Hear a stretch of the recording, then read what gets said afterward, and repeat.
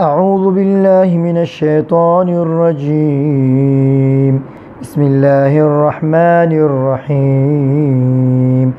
وإذ نجيناكم من آل فرعون يسومونكم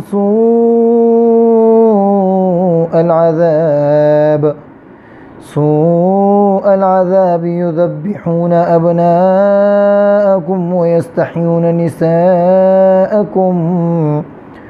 وفي ذلكم بلاء من ربكم عظيم صدق الله العظيم. چونکہ مدائلو سعلاپو کو بنی اسرائیلو کوم موجوده اولاد دا دغه ته خطاب دا خېګړې پلور او نیکونو سره کړی دا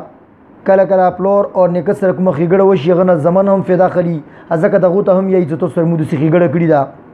نه دا دغه آیتونو کې الله پاک دی اتو انعامات ذکر کوي اولنې انعام الله جل شانه ته فرمایي سموت سره خېګړه کړی دا ادا غدا ستوس ته مو آل فرعون نجات دی کړلو صاحب دوست قسم قسم ته عذاب دی کولو. آل فرعون نه مراد دی فرعون اولاد نه ده بلکې آل فرعون نه مراد قوم ده هغه قوم چې هغه دی فرعون په شونتي کفر او شرک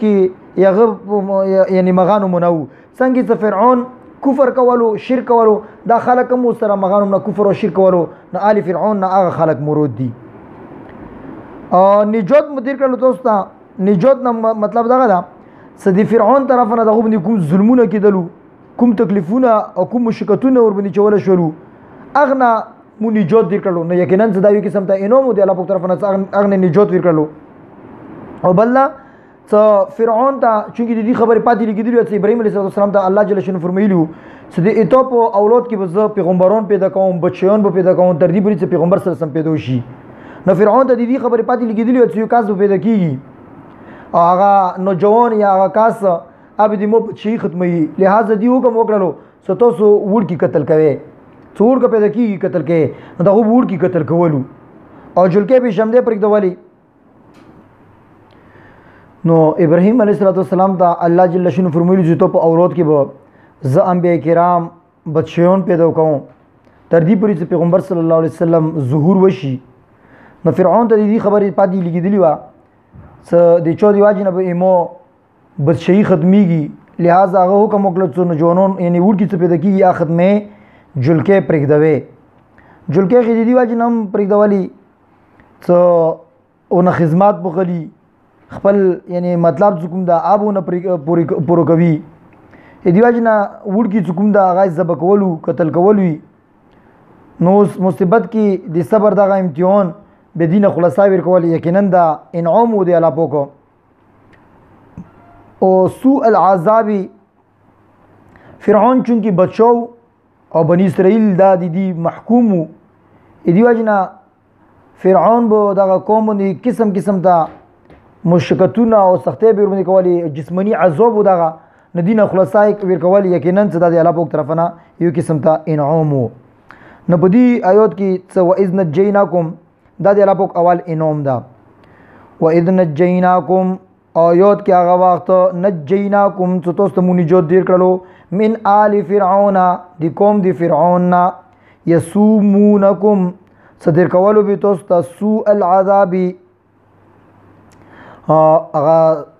بعد عذاب انداغو صدغه باندې به قسم قسم مشکلتونه تکلیفونه او خدمتونه به نغسترو ساق دی واجنه بدغه جسمانی تکلیف یو قسم تا یذبحون ابناءکم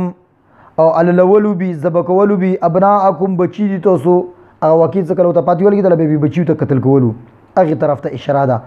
ويستحيون او شمده به پرېږدولي نساءکم تاسو بچي وفي ذلكم او په دې خبرې کې بلاء ازمایش او امتحان من ربکم دی تاسو رب طرفنا عظیم لوی یعنی لوی امتحان والا په طرفنا. نو گویا کې دا دی الله په طرفنا لوی انعام ده دغه باندې